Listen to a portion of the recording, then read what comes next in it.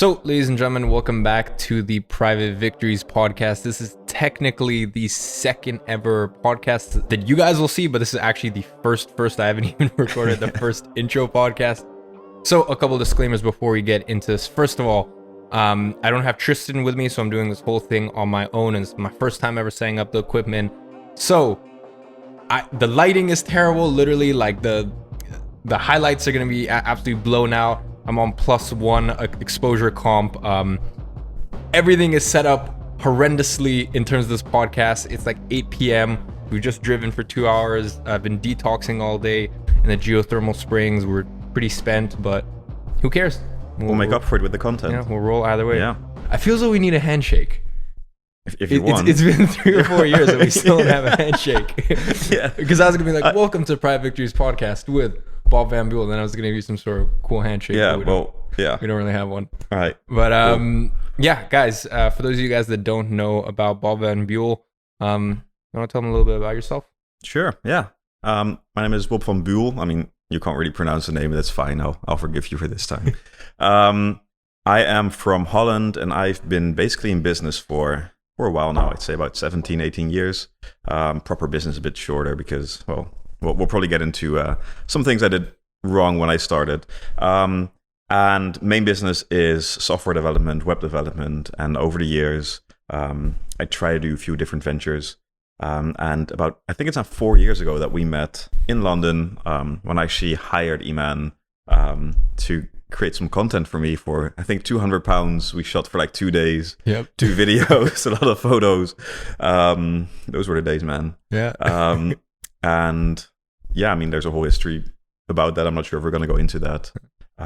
That's like in a nutshell. And after that, done some mentorships, done some other ventures, but yeah. Yeah, and that's kind of the main thing that I want to talk about today. So a little bit more background about how we kind of came to know each other. So yeah, obviously you came to London and you were there for a business meeting. Yeah. A meeting. How'd that meet? Because we were laughing about it's pretty funny. So Dutch people are super direct. So if I'm not interested in your product or service, I'll just tell you right in your face. And I think that's perfect because you just know. So I went to, first of all, I spoke with this potential client in London and they seemed super interested. So I actually flew over, had a meeting and they seemed super interested and then they just ignored me. So my takeaway, and especially as I semi-lived in London for 2 years after that, is it's so funny to see cultural differences. How people in the UK are just so afraid to, I don't know, say something that might upset me or something. So rather than saying, hey, cool product, it's not for us, he just pretended to be super interested. And then the first email he said, oh yeah, we need some more time to look into it. And then he just ignored me. So yeah, I think that's sort of a cultural difference. Yeah. And it's funny because like even though I've lived in London pretty much my entire life, I feel as though I'm American culturally. Yeah. Obviously, you're Dutch. And for me, it's very interesting going to like Holland, 2017, we kind of partnered up and expanded out. IAG Media expanded out into Holland, and we partnered up on quite a few deals, and that was a very interesting experience. Coffee when you sit down, coffee halfway through the meeting, and then a coffee at the end. Yeah, and the meetings in Holland draw out for like an hour and a half. Yeah, but I'd say an hour. Yeah. it's intense. I mean, you start speaking a bit small talk. How are you? How are the kids? Whatever. That's what we do. Yeah. Yeah, it's very, very interesting to see culturally how things are different all across the world. Yeah. But which, by the way, I think is a super good skill to have if you actually know the cultural differences. Because yes, you need to follow your own script and your own things, but knowing certain cultural things, if you want to do business abroad, is actually super, super good skill to have. Yeah, I mean, I'm assuming pretty much 80-90% of the people watching this also have agencies, B2B agencies or B2B service-based businesses, and especially with globalization and everything that's going on in the world. And I mean, even more so now than ever, where it's like Zoom is the norm, which I've been freaking telling you guys for years. And then now it's actually happening. People are like, oh, wow, we don't need offices. We don't need to do face-to-face meetings. And that's pretty much just expanded the entire, the world's marketplace in terms of definitely who you can bring on as a service provider, who you can bring on as team members and employees, et cetera, et cetera. So, even now more so than ever, I think, as you said, it's kind of important to know who you're speaking to and the cultural norms. I've been exposed to quite everything in between. One thing that I actually experienced very recently, kind of going off topic, was a Middle Eastern client. Right. And that was definitely an experience. They wanted to pay 12 months upfront. Okay. I'll tell you guys now, but it was 12 months upfront, 24.5K a month. And they were insistent on the 12 months upfront. I actually didn't bring them on. Danny and Kieran were a little agitated with me for it, but something about it felt as though I was making a deal with the devil. Yeah. I'm sure you've had this before where the deal looks so good and so enticing and so juicy, but you just know that like there must be something up. There's something up, and just the way that the client's talking, in their case, they wanted us to obviously do all of the manage all the marketing campaigns, all the advertising campaigns, but they also wanted us to then liaise with their influencer team, with their SEO team, with their this team, and anyways, so it'd be a full-time job, basically. Anyways, back to you, because the main thing that I wanted to kind of focus on and discuss is your businesses, and kind of obviously you have 15, 16, 17, however many, somewhere between that region, years of experience in the business world. Yeah. In the last 17 years, how many businesses do you think you've started or been involved with? Too many. Honestly, anything over 1 or 2 is actually too many. That's what I know now. But at some point last year or the year before, I know I had 5 businesses at the same time. And there was some time that I was kind of into getting percentages or those kind of things. And that just doesn't really work. So 10 plus, easily. 10 plus? Easily, yeah. So I think especially over the last year or so, you've had a big shift in terms of your outlook on business. Yeah. You want to touch on that a little? Yeah, well, the funny thing is, I've had quite some students now in the past couple of years, and one of the things I always tell them, have one business, focus on one thing, because if you really want to be successful, you want to get super good. I know you always say this as well. Focus on one thing, and you'll become the authority in that field, and even focus on. So both of us say, but both of us don't practice what we preach.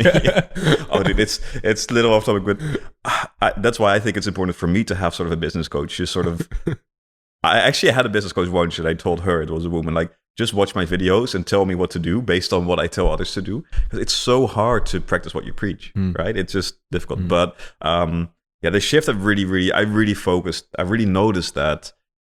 I think the tipping point was when I started the animal statue business.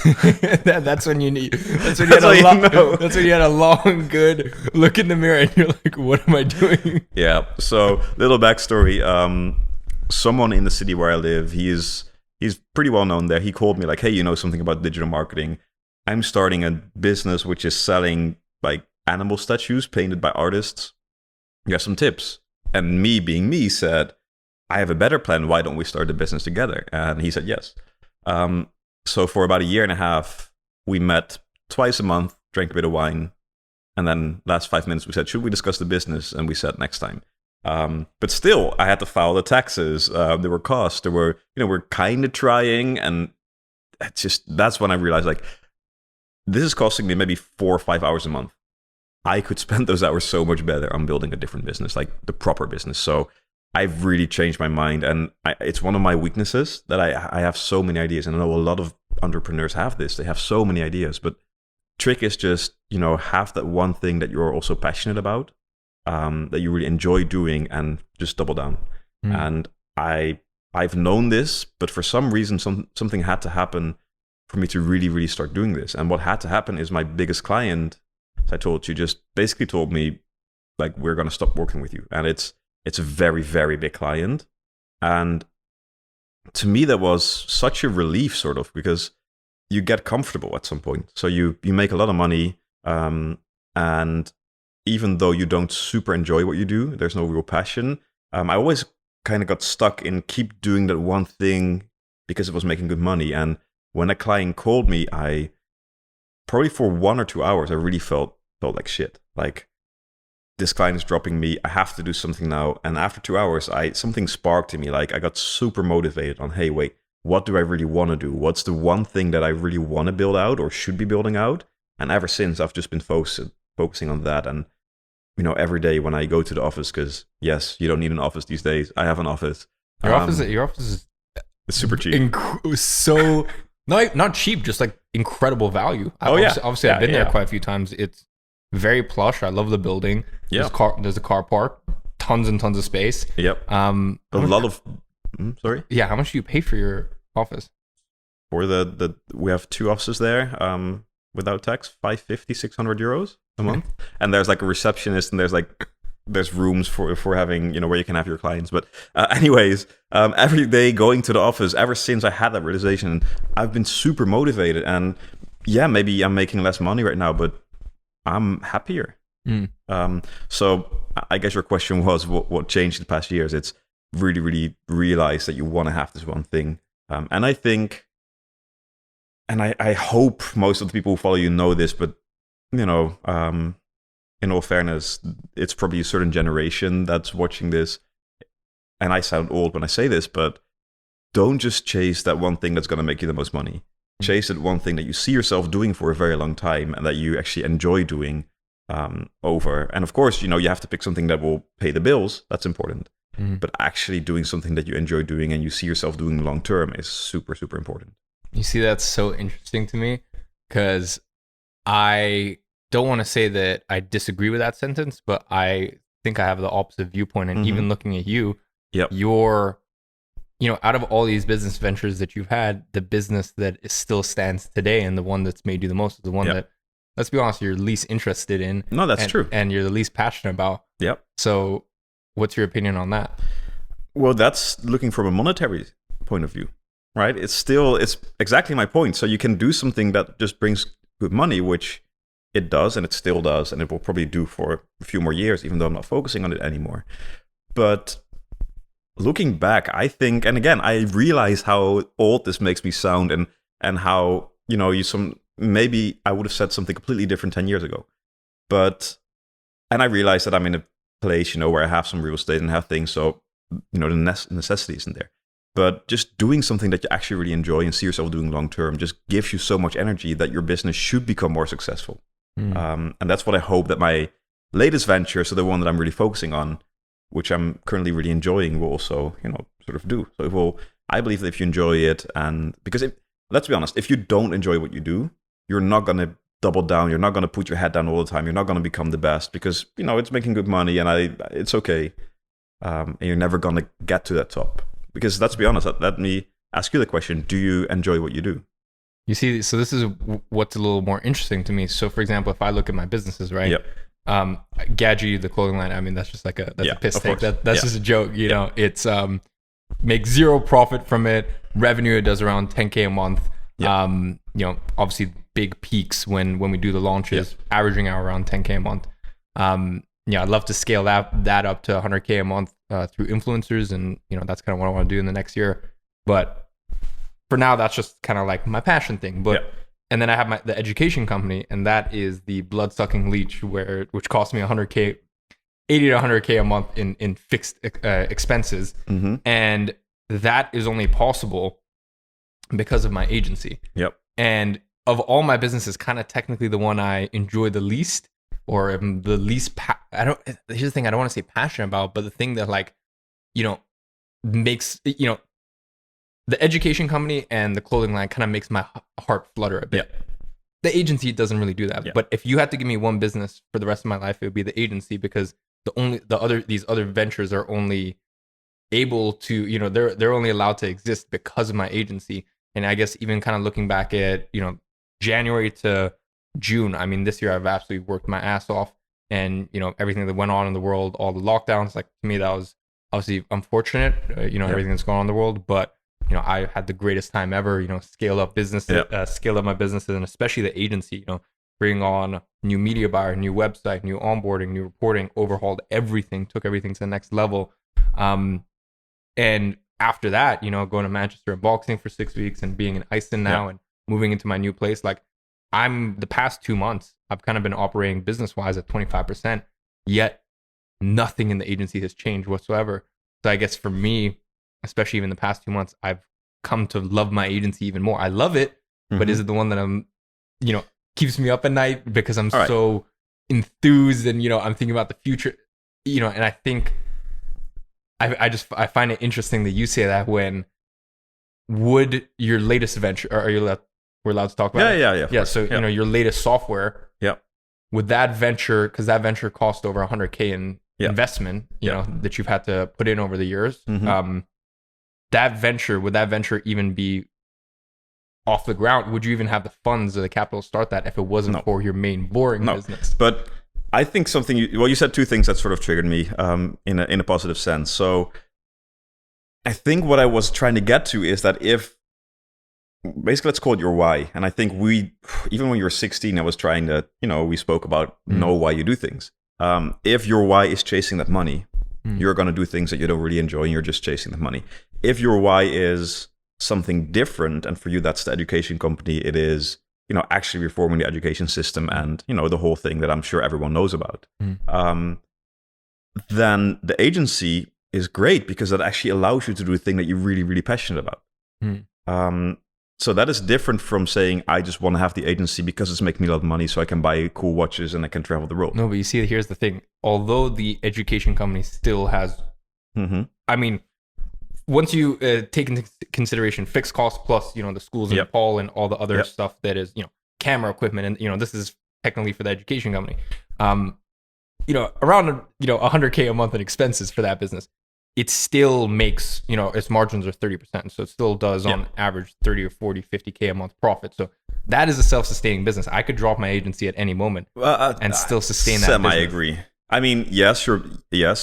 However, you also know that you need to run an agency and stay on top of the agency game in order to have the proper education. 90% of 90% of, as far as I know, I'm the only person who still actively runs. Yeah, that's why I think actively runs their agency. Yeah, but I like to think that that's the reason why your education business is very successful, because I think we both agree that a lot of people just create courses and they have no clue. Okay. But now we're getting too much off track. I agree. That's an ethical decision. That's an ethical decision. Yeah. But I'm saying technically, from a financial perspective, I could drop that. True. So I'm just gonna be very honest. My agency, I don't look at it as the cash cow to feed GrowYourAgency.com, because that business is still self-sustaining, even though, there's a lot of money that needs to be injected into that thing on a monthly basis, but it's still self-sustaining. I'm not gonna lie, my agency is my FU money business. Like, that is my Richard Mill, take care of my mom, fly wherever the hell, that is that business to me. So I'm not gonna lie, I do view it as that. Yeah, well, I mean, that's good, and I think it would be super interesting to redo this conversation in, 10 years. I see your views there. So I think there's also a difference that you enjoy your agency more than how I sort of enjoyed the business that I was in. It's not that I hated it; it was good fun, but there was so little that I could do at some point because. So for a bit of sort of context here, I'm not a web developer. I'm not a programmer. I can't develop software. I can think of concepts. I can think of, new products we can build, but then it takes months and months and months to build. And I can't keep telling my employees like, hey, build this new thing while they're, so the thing is we have some clients we build software for. So yes, it's sort of a bit of sales from a bit of marketing, a bit of project management mainly, because in the software development business, there's a big gap between what developers think and what commercial people from a client think. But very often, I would just be there and think, okay, I'm just managing in case something goes wrong. And I had all this time, which also led, of course, to the side projects, because I was just, sitting there. But that isn't super, super fun. And now that my new venture is really a product that we're building for ourselves, it's a SaaS product, and I can really be thinking about the product development, and I can really be, looking at, hey, how can we market this, and how can we improve this, and how can we find different business models for this thing? That's like super, super enjoyable. So it's still in the software niche, but now I actually have things to do, I guess, and enough things to do to keep me busy. And again, I think that the view also changes. So I think we kind of said the same thing, but you have a different perspective on this at this point. So over the past year, and some you can go into details, some you can, obviously, depending on what you want. I think you've gone down from kind of like 5 businesses to technically 1 or 2 with a software company. Maybe 3 with Socialify. Yeah. Which is so I guess, look, over the past year or so, how have you, you've kind of shut down your involvement in a lot of business. Some businesses you've just shut down entirely. Some, ventures and focuses you've shut down.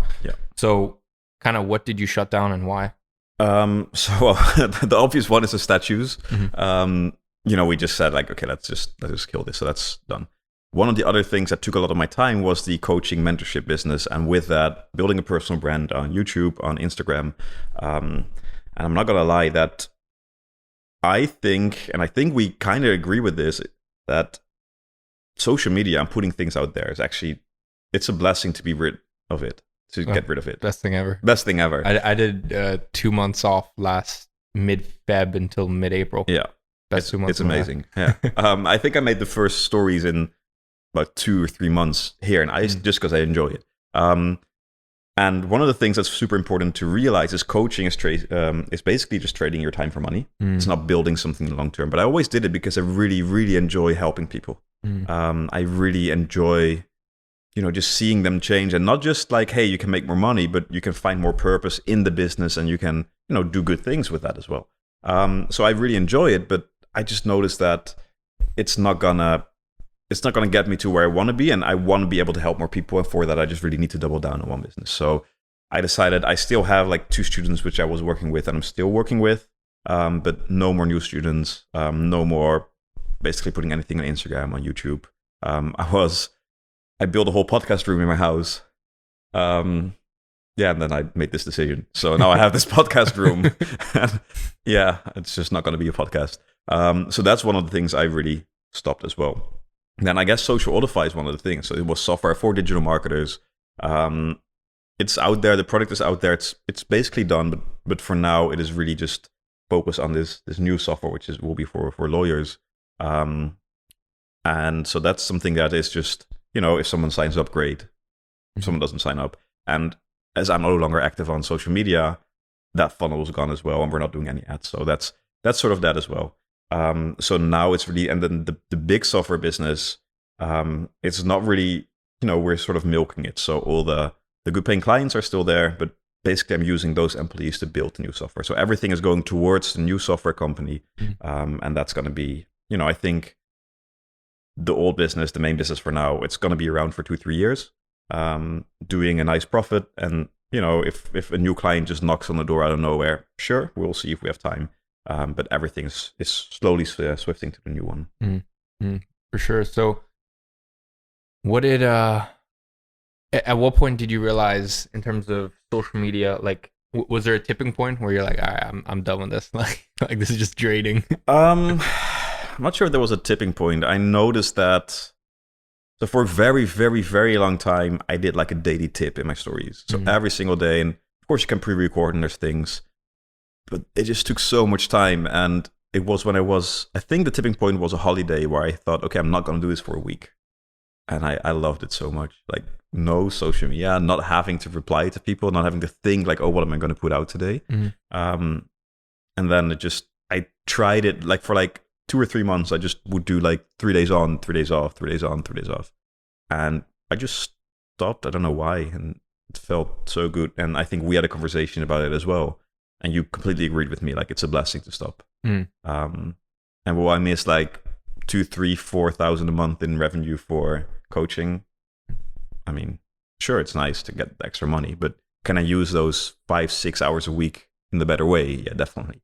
So I think the tipping point was just by accident, by not doing it for 1 or 2 weeks, and then noticing, because normally you don't really notice how draining something is until you stop doing it for a while, or until you take a step back and look at it. So yeah, I think that's it. How was that? Because how was that for you? Because you said you didn't do it for a month and a half.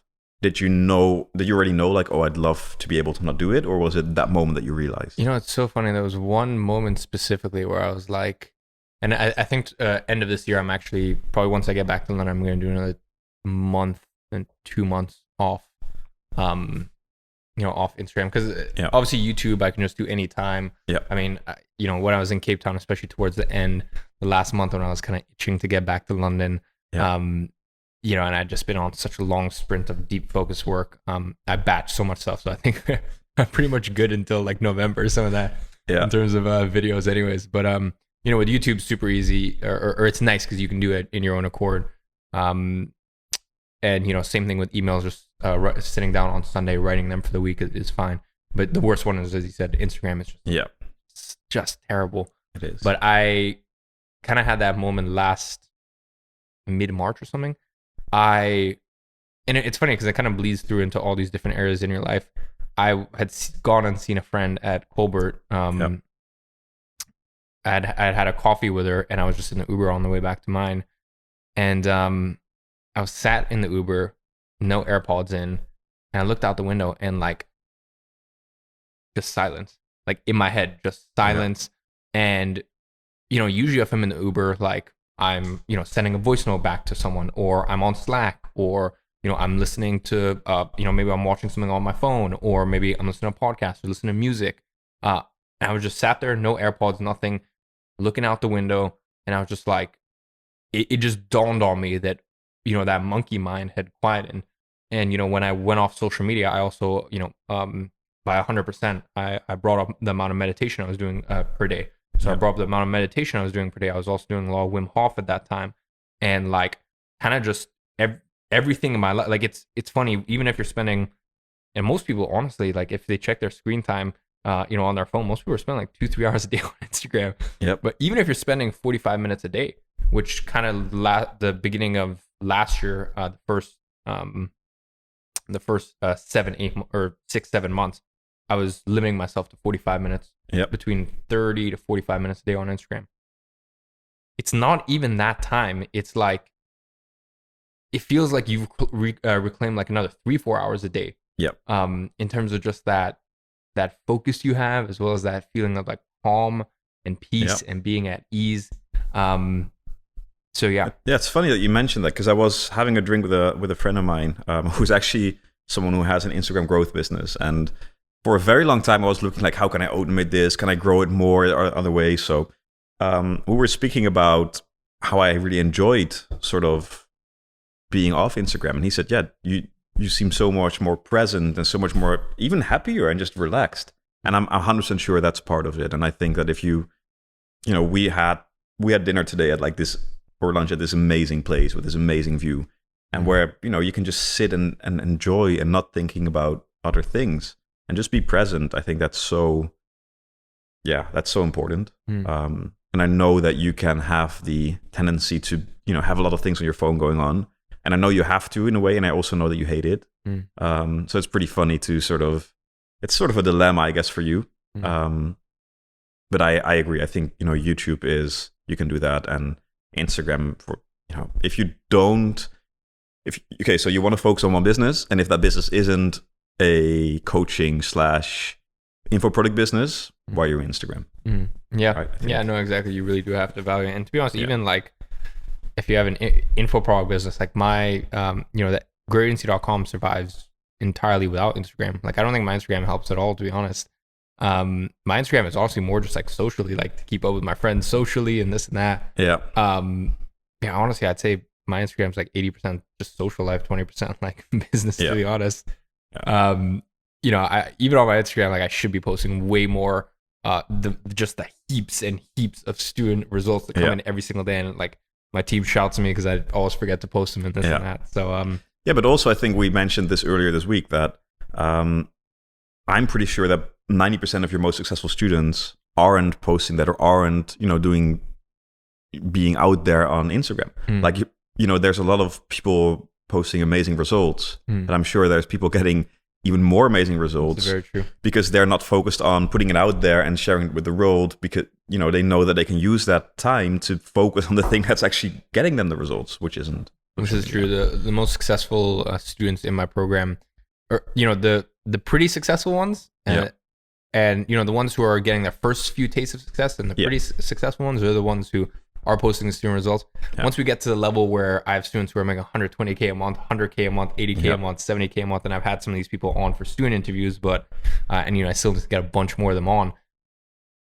They're the ones who never post anything. They're just like, it's radio silence, because that's kind of just the way it is. But exactly, to pivot and get back to you now, at your stage in life where you're in your 30s, what does your ideal business look like?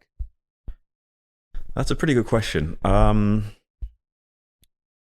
I think so. My business, I'm used to having employees, and I know that if you create software, that you basically have to, because if you're going to do it with freelancers or other people, it's going to cost it's insane. A cheap one will cost you 150 an hour, and software will cost thousands of hours to build. But I think an ideal business is very lean, no stupid overhead of expensive offices, expensive cars. Honestly, if you don't need employees, don't have employees, for sure. And everything is, and that's the second thing that triggered me in your story, where you said that, yes, it's been a very weird time, and, but nothing changed. We're doing 30% of the work you would normally do. It's all about having those structures and systems in place. And I think the ideal business is, just you there, and you have all this process and system. So if a new client comes in, or if whatever type of business you have happens, you just put it in the systems and it works. And that creates freedom for you to do, what you want. And yes, you have to focus on the business and you have to grow it. But I think it's a very conscious decision you have to make. Do I want to get an office and employees? Because now you're no longer, it's not just you. You have to take care of those people. Maybe your employees have kids or have a family or whatever. So it's a big responsibility. It limits your freedom unless you have go to the level where you have maybe 500-600 employees where, no one really notices if you're around. If you have 10, 20, 30 employees, you have to be there, and you have to show, you have to show up, and you have to take care of those people. And some people love it. But for me, I've noticed that, I have a very small team now, and I enjoyed it very much. And probably having no team, or at least no one on the payroll, no one coming into the same office, that is very ideal for me. And because of, what happened in the world lately, a lot of people weren't allowed to come to the office. So I was there alone for a long time, and it's amazing. So I think, to me, it's the freedom, it's having the systems, and just doing, what you do best, and have everything automated out of that.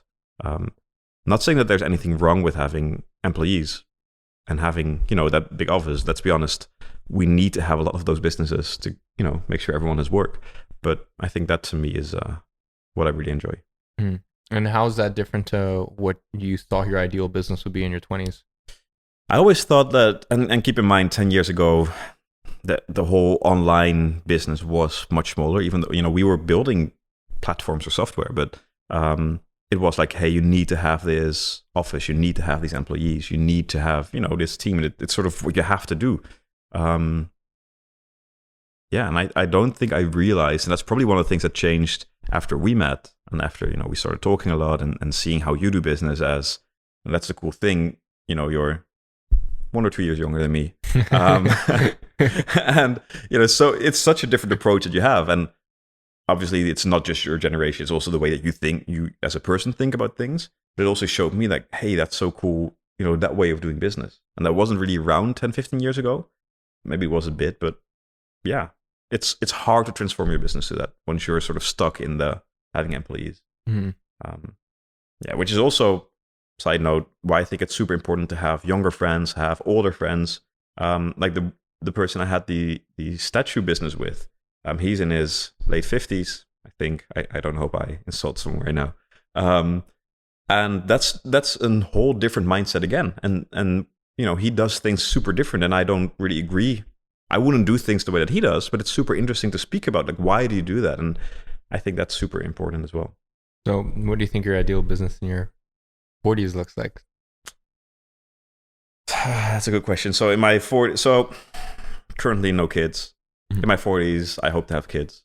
You want to have the freedom to be there, for your kids when they come home and things like that. And that is still the business where it's mainly online. You're the face of the business, and you don't have to be in the office or be away or be traveling.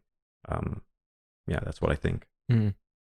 So I remember one of the biggest changes you had in your business was probably 18 months ago. And correct me if I'm wrong, I think you sold off half of your business. And you went from, what was it, 12 employees to 3? 3, 4, yeah. Am I correct in saying that? What was that transition like? It was already nice, and the thing is that the part that was sold off was the part that wasn't really making money. It was just me spending a lot of time keeping everyone working. that was a conscious decision. Like, hey, do I want to spend 80% of my time making 20% of the revenue sort of a profit? So that was why it happened. And honestly, I think it was a blessing, because that made a very small team. A small team is super. I mean, you have a small team. It's super cool. You know everyone very well. You know, you have personal contact. We're at 9 now. Yeah, you used to have a small team. We're bringing on 11 days. Okay. New one starts. So all right. Well, 10. I miss those days. Yeah, that's what I'm going to say. The small team is super personal. You know everything. And that's so much better than having like 11, 12 people. Again, to me, some people love having a big I agree. Trust me, I agree. So, and even, you know, if I say my ideal business is not having any employees, it's still having, you know, a fixed team you work with, but not them having to come in your office, and not, you know, let's say more the online business type, or more the, I think it gives more freedom. I think that's something that I've missed, or I don't know, would like more of. Interesting. So I find it very interesting that you mentioned all of that. How do you think that relates to your new business, where, as you mentioned, it's a software company? Yep. You know, there's at this point, you know, over 100K invested, and with this idea that you have in mind that you want to, you know, keep things remote and online and this and that, how does that kind of tie into the software company? Does that mean a remote team, or does that mean? So the whole idea behind this new software is we made it for lawyers. But honestly, that's just a case study that we want to have. What I want is this software to be, you know, I don't want to go into specifics because it's going to be a long story in what it does. Basically, this is a software that someone from a different niche could say, hey, I want to use that, and we can just give it to them, and we'll just get rev share. So I see this in healthcare, and I see this in a lot of other niches to be super important software. And we can just give it to them. We have a small team who keeps developing the software, and then it works in all those niches. And then we don't have to do the sales. We don't have to do anything. And that should create the freedom. So in the beginning, the next 6 to 12 months, it's going to be super, you know, be in the office, be there, work, launch, because we're launching the first product ourselves. And honestly, the strategy there is just sell it as soon as we can to there's a few potential buyers that I can think of, and then just, you know, keep developing the software with a remote team, and then putting it in other niches. And that's a long-term plan. But in order to do that, we first have to have this one platform online with clients and show that it works, proof of concept, make money with that, and then go there. So that's the plan. And I have to keep reminding myself of that plan, because I know myself. And at the same time, so it's super funny. So at the same time, I want to do that. And I already notice that almost every week I have to tell myself, no, launch this first, you know, for lawyers first. Because we actually had someone approach us already asking, hey, you know, I'm in this other niche and it could be interesting for me, but I would want some changes. He would bring in money on the table right away. And it's so tempting to just say, you know what, we'll just launch these 2 products at the same time. You know, and that's already splitting your focus. So we had to tell him, no, we first want this to be perfect. And then we'll see, you know, if you're interested and you see how it works, we'll talk.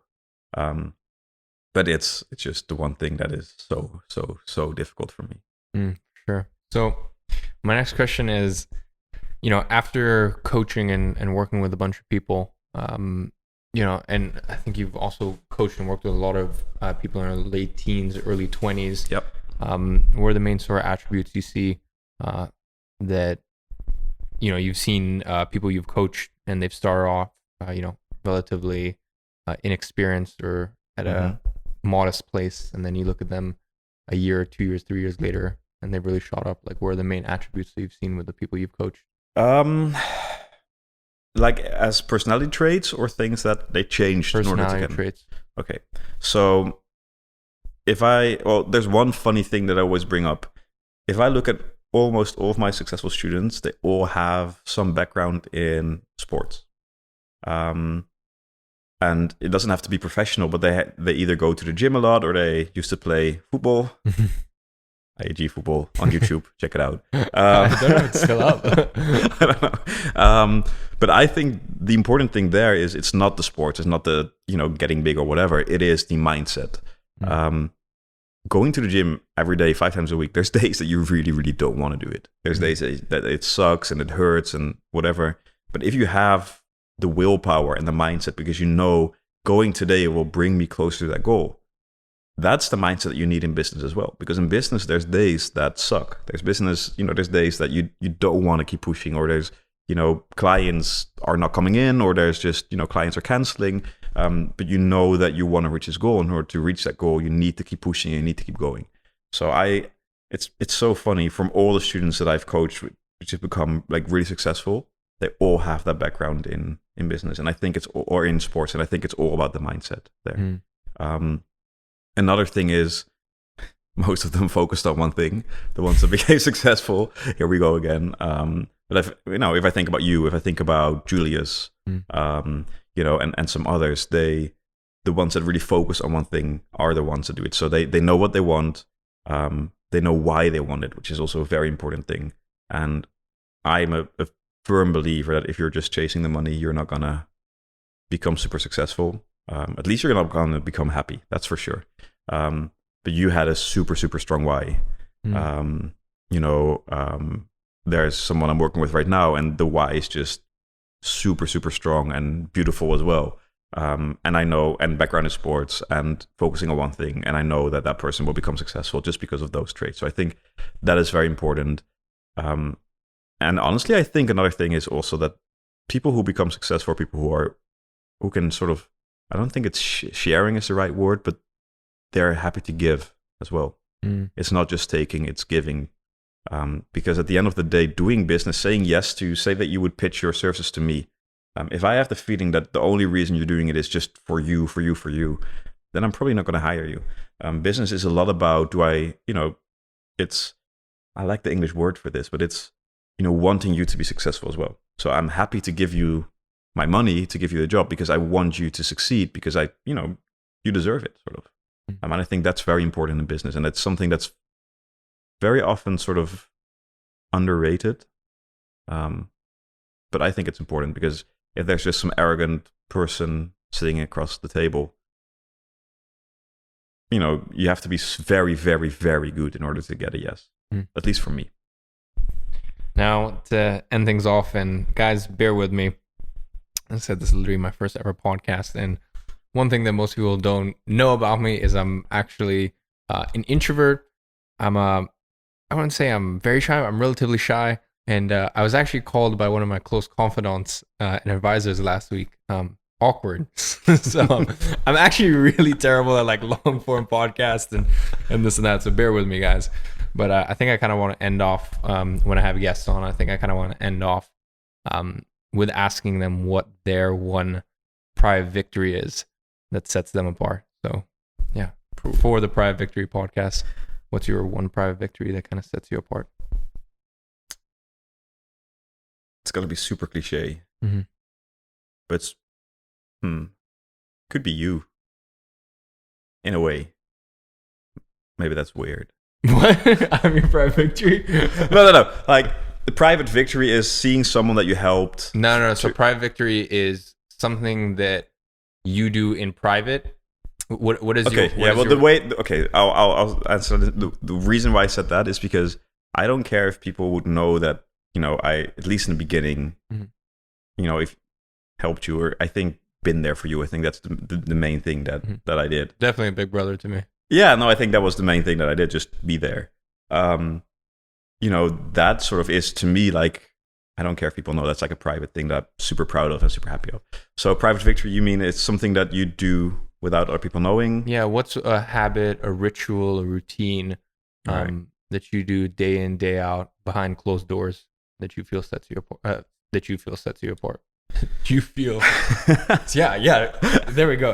I'm not a great podcaster, as I said. It's funny how you sort of say you're awkward in these podcasts, and then I give an awkward answer, and now it's getting even better. There's so many things that I do which are so standard. That's fine. I think the one thing that I really, really think that, to me, is a huge makes a huge difference is the morning first 4 things you do when you wake up. because it's the little victories that you get in the first 3-4 minutes. Backstory there is the fact that if you would have seen me 10-15 years ago, I'm probably the most chaotic, unorganized person you'll ever meet in your life. And nowadays people always say you're so structured and everything. And that starts to me with starting my day with making my bed, doing 10 push-ups, opening the blinds, drinking a bit of water.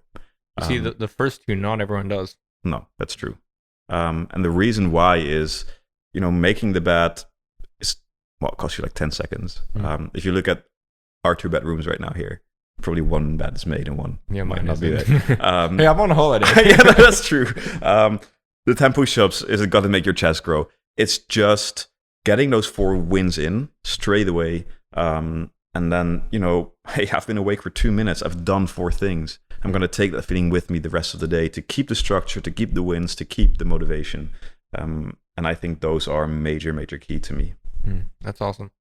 Yeah. When I'm not on holiday, I do my bed. All right. But the 10 push-ups, I think I mentioned this to you probably like 2 years ago. Yeah. But I wanted to do it and never implemented it. But yeah, those 10 push-ups, I think. Yeah, it's just I think that's something I want to implement in my own routine. But yeah, dude, I appreciate you coming on, even though we're in the same Airbnb at the moment. Appreciate you having me. But yeah, appreciate all your wisdom. All right, well, let's do that handshake then. Yeah. All right, boom. All right.